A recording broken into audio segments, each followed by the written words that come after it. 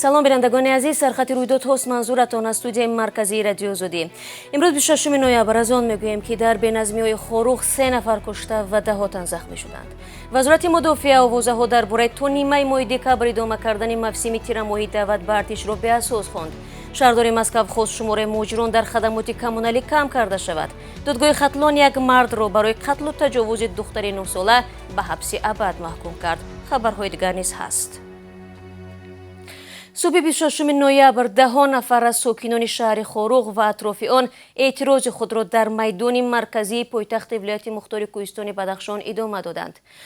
дар наворҳое ки аз майдони марказии назди ҳукумати маҳаллӣ фиристода шуданд дида мешавад занон ва аз ҷумла модари Гулбидини Зиёбеков, сокини 29 солаи кушташудаи Роштқалъа мегӯяд, то ҳанӯз касе аз намояндагони мақомот ба назди мардум ҳозир нашуданд.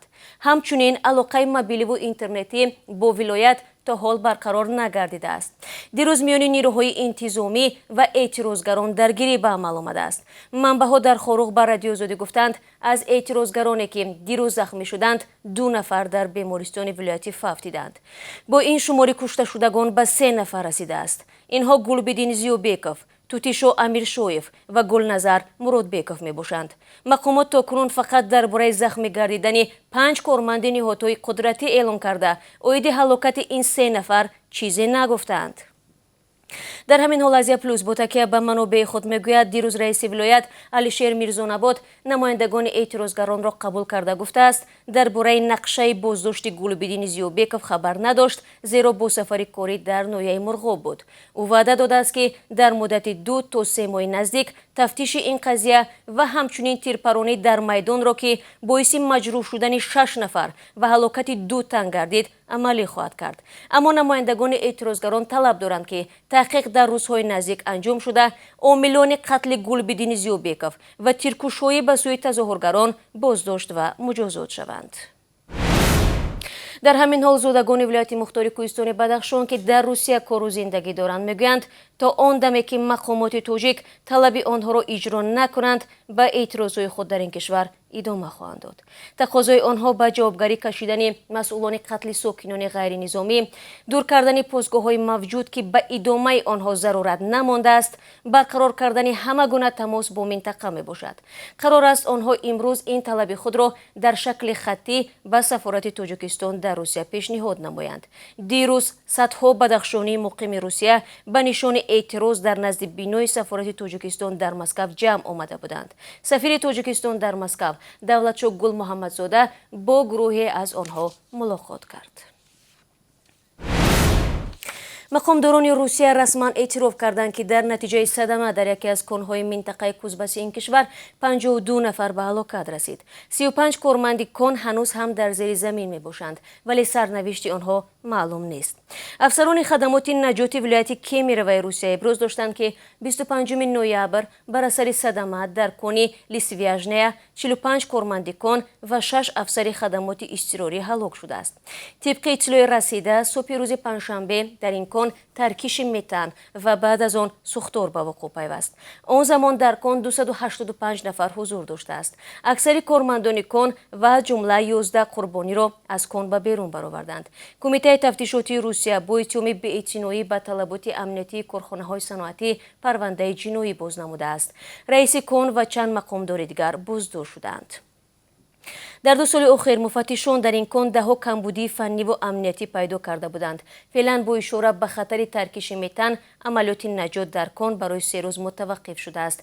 дар минтақаи Кемероваи Русия ба ёди қурбонёни ин фоҷиа рӯзи мотам эълон гардид. шаҳрдори Москав Сергей Собянин гуфт, хадамоти коммуналии ноҳияҳои пойтахти Русия имкони коҳиш додани кормандони худ аз ҳисоби муҳоҷирони кориро доранд. дар хадамоти коммуналии шаҳрҳои бузург муҳоҷирон тақрибан намонданд. онҳо танҳо дар сатҳи хадамоти коммуналии ноҳиявӣ ки он ҷо корҳои зиёди фарошӣ ба ислоҳ сиёҳ ва каммузд ҳаст боқӣ монданд. Вале дар он ҷо низ захираи кадрҳо ҳаст, ки мо метавонем истифода кунем. изҳор дошт Сабиянин дар суҳбат бо РИА Новостӣ. Дар ҳамин ҳол Хуршеда Ҳамроқулова, раиси маркази фарҳангии тоҷикон дар Москав гуфтааст, кам кардани муҳоҷирони корӣ дар бахши манзиливу коммуналӣ метавонад бисёре аз муҳоҷиронро бекор гузорад. гузашта аз ин, ба қавли Ҳамроқулова, солҳои охир худи сокинони Москав мегӯянд, ки ба шарофати меҳнати муҳоҷирон саҳни ҳавлиҳо ва биноҳои шаҳри Москав сари вақт аз партовҳо ва барф тоза карда мешаванд.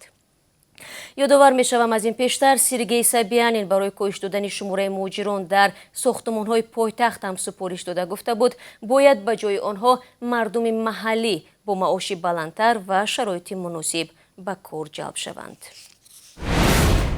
дар Русия мемонем. Сафорати Тоҷикистон дар Русия мегӯяд, барои берун омадани гурӯҳе аз шаҳрванди боқимонда дар кишвар кӯмак кардааст, яъне онҳое ки банд монда буданд. Дар хабарнома омадааст, ҳафтаи ҷорӣ бо мусоидати сафорат 21 зодаи Тоҷикистон, ки бинобар маҳдудиятҳои вобаста ба пандемия ва сабабҳои дигар дар шаҳри Схинвал дармонда буданд, дар муддати 2 рӯз ба ватан баргардонида шуданд. таъкид шудааст, ки зимни сафари онҳо ба Тоҷикистон ба шаҳрвандон ҳамаи кӯмакҳои зарурӣ расонида шудааст.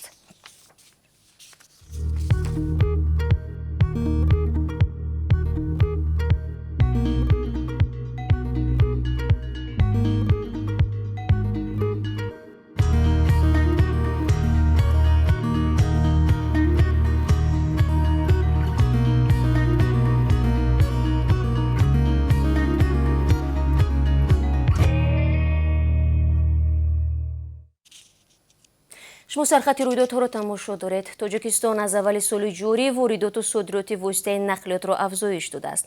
Кумитаи давлатии омор мегӯяд, воридоти мошин ба кишвар наздики 44% ва содирот ҳудуди 2% зиёд шудааст. маблағи умумии воридоти воситаи нақлиёт беш аз $265 миллион ташкил додааст. тоҷирон мегӯянд, бо вуҷуди он ки аз авоили соли ҷорӣ қимати сӯзишворӣ пайваста боло меравад, дар бозори дохилӣ талабот нисбати мошин зиёд шудааст. ба Тоҷикистон асосан мошинҳои дасти дуввум оварда мешаванд ва мутаносибан нархи онҳо нисбат ба мошинҳои нав арзонтар мебошад. мошинҳои сабукрав бештар аз давлатҳои назди Балтика, Аврупо ва Кореяи ҷанубӣ ворид мегарданд. дар бозори мошинҳои борбар истеҳсолкунандаҳои чинӣ дар ҷойи аввал меистанд. вазирати мудофиаи Тоҷикистон мегӯяд, то имрӯз нақшаи даъвати тирамоӣ ба сафи қувваҳои мусаллаҳи кишвар 86.2% иҷро шудааст. то кунун танҳо комиссариатҳои шаҳри Душанбе ва вилояти мухтори Кӯҳистони Бадахшон нақшаро пурра иҷро карданд. дар ҳоле ки то поёни мавсими даъват ба артиш расман ҳамагӣ 4 рӯз боқӣ мондааст, миёни сокинон сару садое пайдо шудааст, ки эҳтимолан мавсими даъват то нимаи моҳи декабр идома хоҳад кард. онҳо нигаронанд, ки дар ин рӯзҳо мавридҳои аблава ва сарбозшикор низ афзун мешавад, то ин ки нақша комил гардад. масъулони вазирати мудофиа ин овозаҳоро беасос номида мегӯянд, ҷараёни сафарбарии ҷавонон дар сатҳи хуб идома дорад, вале корбарони зиёде дар бораи мавридҳои иҷборан ҷалб кардани ҷавонон менависанд. солҳои гузашта нақшаи даъват пеш аз моҳлат ба этмом мерасид.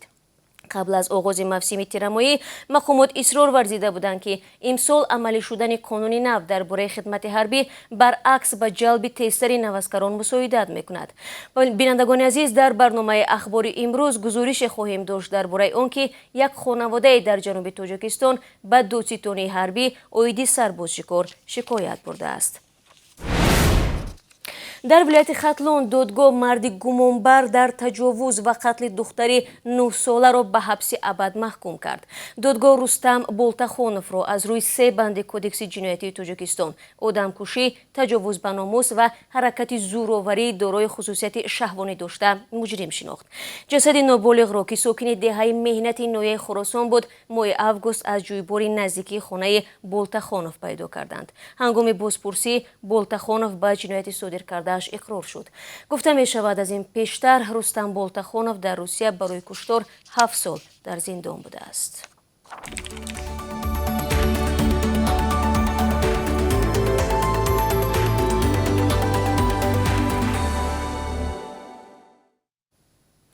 дар майдони дӯстӣ маркази душанбе ба гузоштани арчаи асосии соли навӣ оғоз карданд.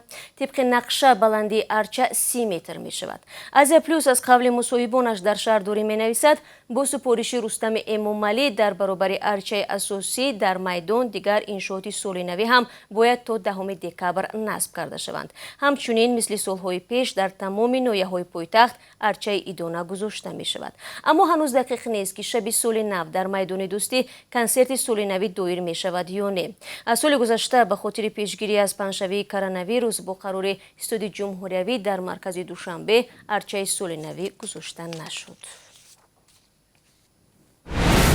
дӯстони гиромӣ, акнун барои шумо дар бораи қурби расмии асъори хориҷӣ дар Тоҷикистон маълумот медиҳам. имрӯз 26 ноябр $1 11 сомониву 29 дирам ва €1 12 сомониву 67 дирам таъин шудааст. қурби 1000 рубли русӣ ба 150 сомониву 70 дирам баробар мебошад, ки нисбати дирӯз камтар аст. бинандагони азиз, дар дақиқае ки дар ихтиёр доштем ба поён мерасад. хабарҳои дигарро дар барномаи ахбори озодӣ пешниҳоди шумо хоҳам кард. бароятон рӯзи бобарор мехоҳам азизон. хайр хушнамед.